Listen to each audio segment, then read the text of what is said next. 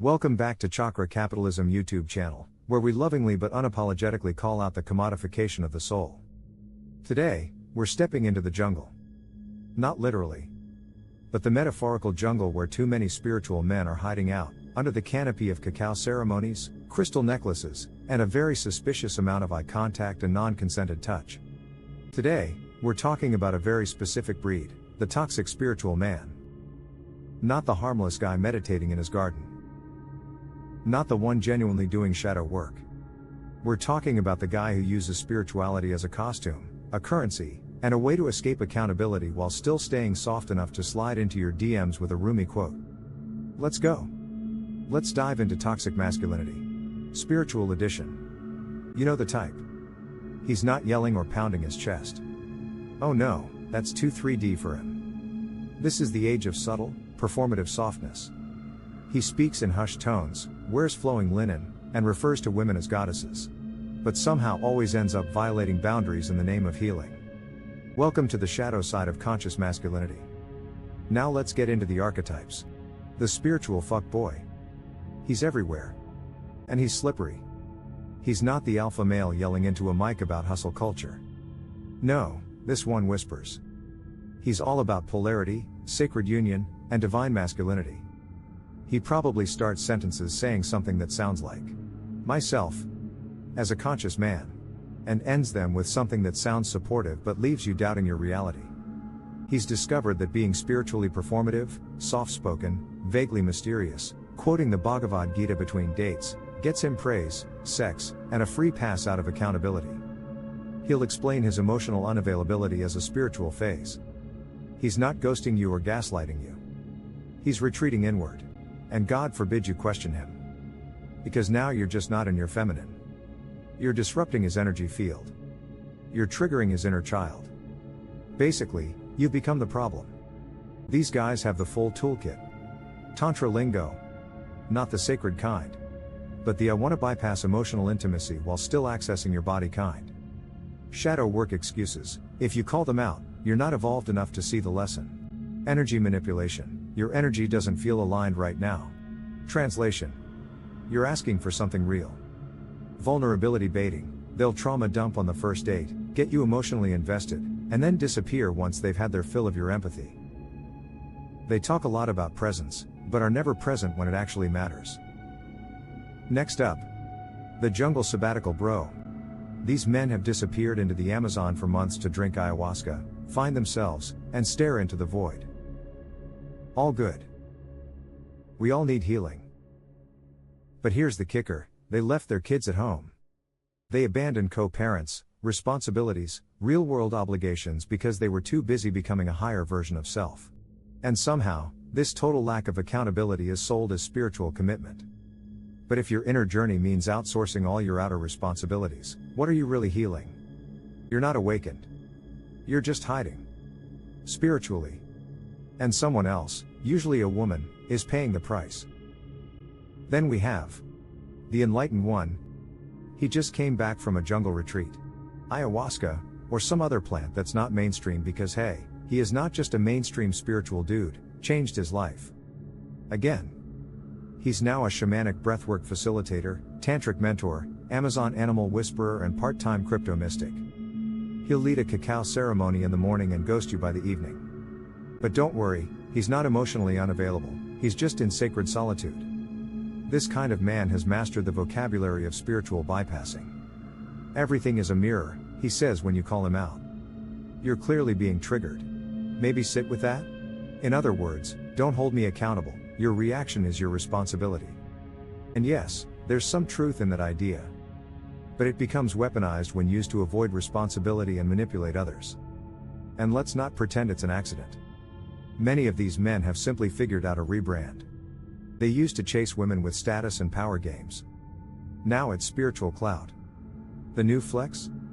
Saying the exact right thing about divine union, twin flames, and sacred polarity, while conveniently sidestepping the whole bit about emotional maturity, honesty, and actual integrity. We're talking about the guy who's polyamorous, but only for his own benefit. He calls it non-attachment when he forgets your birthday. He calls it freedom when he disappears after a deep soul bonding weekend where you held hands and cried under the stars. Or leaves you alone with his child because children belong to life, not to parents. It's spiritual narcissism dressed in sage smoke and sensual eye contact. And it's not just the romantic dynamics. These men often position themselves as leaders, coaches, mentors, healers, energy workers. Yet behind the carefully curated Instagram grid is a trail of women who feel drained, discarded, and gaslit. Because here's the kicker, these guys talk about divine masculine, but embody none of it.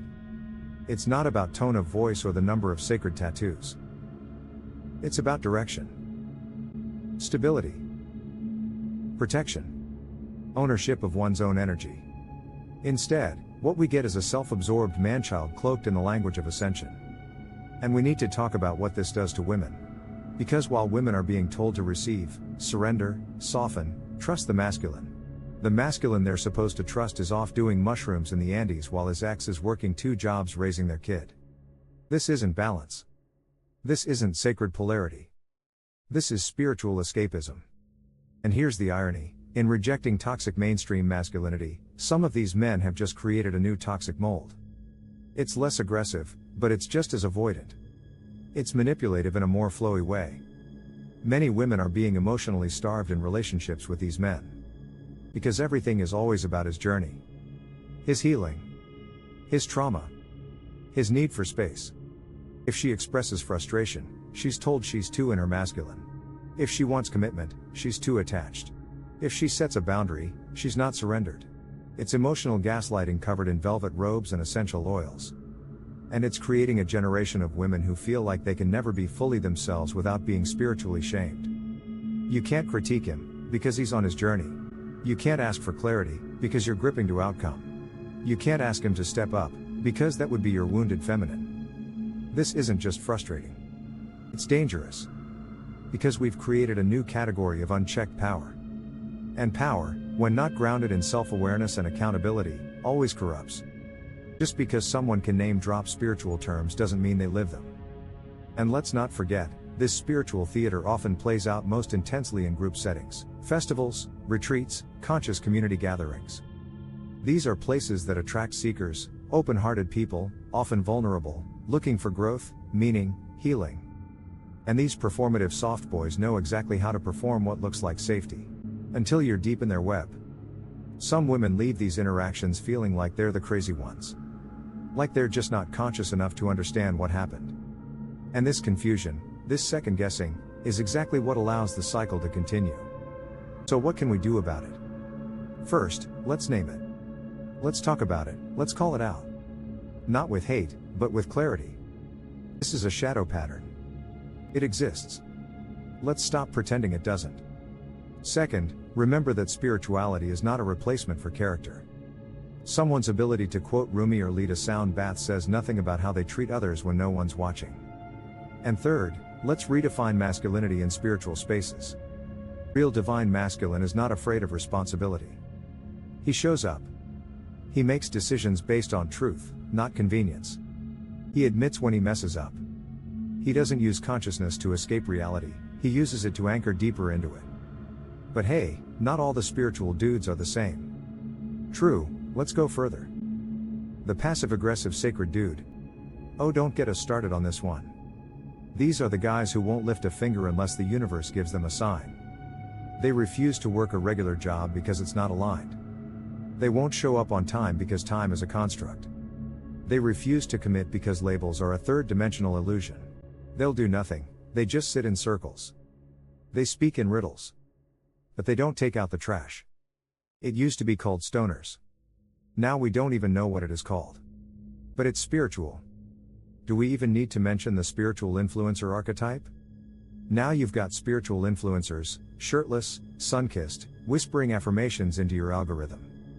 They do healing retreats in Bali and post long captions about divine consciousness, but conveniently avoid ever talking about their own mistakes. They're healers but not trained. Coaches but not certified. Mentors who've never built anything beyond a brand. They use followers as emotional supply. They create parasocial intimacy. They sell sacred masculinity like it's a protein shake. And their followers eat it up, because we're all desperate for depth in a shallow world. But behind the scenes, it's still ego. It's still power. It's still manipulation. But hey, they are not even the problem, they are just a side effect. So what are the consequences of it all? We're seeing an epidemic of spiritual confusion. Women left wondering if they're not healed enough to be loved. Kids growing up with absent fathers who were too busy discovering themselves. Communities fractured by leaders who preach unity but live narcissism. And let's be fair. Men are also hurting. They're sold a version of masculinity that's either hyper-aggressive or hyper-spiritual, with nothing in between. They don't know how to be strong and soft. Accountable and vulnerable. Present and powerful. The result? More men withdrawing. More women exhausted. More relationships collapsing under the weight of unspoken resentment and spiritual jargon. So what now? Where do we go from here? We need a new model. One where men are allowed, no, expected, to do the inner work and at the same time, do the dishes. Where emotional honesty is paired with practical responsibility. Where healing isn't a vacation from adulthood, but a return to wholeness. We need men who can cry and call back. Not either never cry or once they cry and stay there forever. Who can hold space and hold a job. Who don't use sacred union as a pickup line but as a practice. And we need women to stop lowering the bar because the guy owns a flat in Tulum. Last but not the least, there is another layer, community accountability. Too many of these men are allowed to float from space to space, from country to country, leaving behind a trail of emotional wreckage. Because the community is too afraid to shame or judge. But discernment is not judgment. Holding someone accountable is not anti-spiritual. In fact, it's the most spiritual thing you can do. And yes, we all make mistakes. We all carry wounds. But if someone's pattern is consistent, if the damage is repetitive, at what point do we stop calling it a trauma response and start calling it a choice? There's also a deeper issue here, the myth of the lone wolf mystic. Many of these men disappear into nature, live off-grid, spend years in self-focus, but never reintegrate. Never actually bring the lessons back into service. They stay in a loop of personal enlightenment without ever contributing to the real-world ecosystem of healing. Their spiritual journey becomes a lifestyle brand. But healing isn't a brand. It's work. It's humble. So if you're watching this and nodding along, wondering what to do, here's your call. If you're a man in spiritual spaces, reflect. How are you showing up?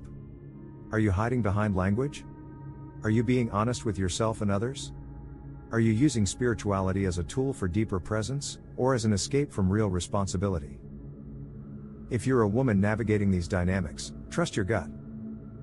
No amount of sacred language should override your sense of self. If something feels off, it is because it is. And to everyone, let's stop equating spirituality with softness. Sometimes, the most spiritual act is a firm boundary. Direct confrontation. A clear no. It's time we stop letting spiritual vocabulary cover up emotional immaturity. It's time we stop confusing performative softness with real safety. And it's time we call people in, not just out, with love, but also with discernment. This is how we evolve. This is how we make the spiritual world safer, stronger, and more rooted in reality. Not just by talking about divine masculine, but by actually living it. Real spirituality isn't sexy. It's apologizing when you mess up. It's staying when it's hard. It's parenting your kids, loving your partner, paying your bills, and still making time to breathe. Let's stop romanticizing the spiritual bypass. Let's stop confusing softness with goodness. Let's start honoring the divine masculine for real, not as a vibe, but as a vow. That's it for today's Soul Roast. If this hit a nerve, maybe it was meant to. Let us know what you've seen, experienced, or had to unlearn in your own journey. This has been Chakra Capitalism, where we keep it sacred, but never silent. Until next time.